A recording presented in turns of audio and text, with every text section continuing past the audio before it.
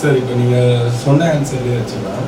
Like இப்போ நீங்கள் சொன்ன மாதிரி ஒரு பையன் வந்து ஒரு தவறான வழிக்கு போகிறான்னா அதுக்கு வந்து ஒரு பேரண்ட்ஸ் சைட்லேருந்து ஒரு ஒப்பீனியன் சொல்கிறீங்கன்னா என்ன சொல்லுவீங்க? அவங்க எதனால் அந்த தவறான வழிக்கு போனாங்கன்னு நீங்கள் யோசிக்கிறீங்க?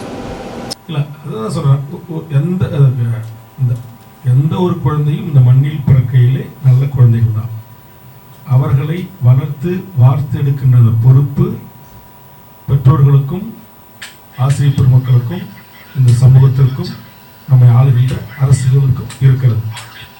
அந்த வகையில் அந்த இளைய தலைமுறை இந்த சமூகத்தை குறித்து ஒரு புரிதல் உள்ள, தன்னுடைய குடும்பத்தை குறித்து ஒரு புரிதல் உள்ள, இந்த அரசாங்கத்தை குறித்து ஒரு புரிதல் உள்ள ஒரு தெளிவு பெற்ற ஒரு சமூகமாக இந்த மாணவர் சமூகம் வளர்ந்து வர வேண்டும் என்று நான் விரும்புகிறேன். ஆனால் இது என்ன நடக்குது அப்படின்னா, ஒரு மாணவன் இந்த சமூகத்தில் உருவாகின்ற போது நம்முடைய கல்வி முறை எப்படி இருக்குன்னா, அவனுக்கு தேர்ச்சி தேர்ச்சி தேர்ச்சி, வெற்றி வெற்றி வெற்றி. ஆனால் அவன் தாயை பற்றி கவலை கொள்வனாக இல்லை. தன்னுடைய தந்தை கூலி வேலை சென்றாவது உழைத்து கஷ்டப்பட்டு நம்மளை படிக்க வைத்து இந்த நிலைமைக்கு ஆளாக்கி இருக்கிறார் என்பதை குறித்து உணர்கின்ற ஒரு சூழலில் இல்லை.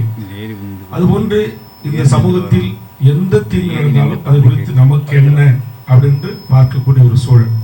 நான் என்ன நினைக்கிறேன், இதையெல்லாம் குறித்து கவலை கொள்கின்ற ஒரு சக மனிதன் தன் கண் முன்னால் துன்பப்படுகின்ற போது, துயரப்படுகின்ற போது அதை குறித்தும் கவலைப்படுகின்ற ஒரு சமூகம் ஒரு காலத்தில் இருந்தது.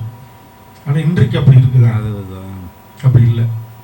அப்போ அப்படி இல்லாத போகிறதுக்கு என்ன காரணம்? அப்போ அடிப்படையில் ஆரம்ப கல்வியிலிருந்து ஆராய்ச்சி கல்வி வரை நம்முடைய மாணவர் சமூகத்திற்கு கல்வியுடன் கூடிய ஒரு சமூக ஒழுக்கம், சமூகத்தை குறித்த ஒரு புரிதல், சமூகத்தை குறித்த ஒரு பார்வை, அதை உருவாக்க வேண்டும் என்பதுதான்.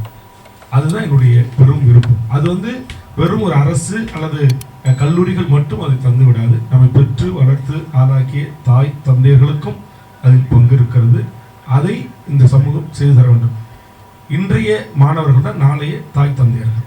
ஆக இன்றைய மாணவர்களுக்கு அதை நாம் ஆரம்ப கல்வியிலிருந்து உயர்நிலை கல்வி வரையிலும் அதை நாம் கற்றுணர்ந்த ஆசிரியர்களை கொண்டு, கற்றுணர்ந்த கல்வியாளர்களை கொண்டு அவர்களுக்கு பயிற்றுவிக்கின்ற போது இந்த சமூகம் ஒரு மேம்பட்ட சமூகமாக, ஒரு புரிதல் உள்ள சமூகமாக, ஒரு தெளிவு பெற்ற, ஒரு அறிவு பெற்ற ஒரு சமூகமாக, சுயமாக சிந்தித்து தன்னுடைய சுய சிந்தனையிலிருந்து பகுத்தறிவுடன் கூடிய ஒரு சிந்தனையுடன் கூட முடிவெடுக்கக்கூடிய ஒரு ஆற்றலை அந்த இளைய சமூகத்திற்கு, மாணவ சமூகத்திற்கு கிடைக்கும். அது இன்னைக்கு இல்லை அப்படின்றது என்னுடைய பார்வை.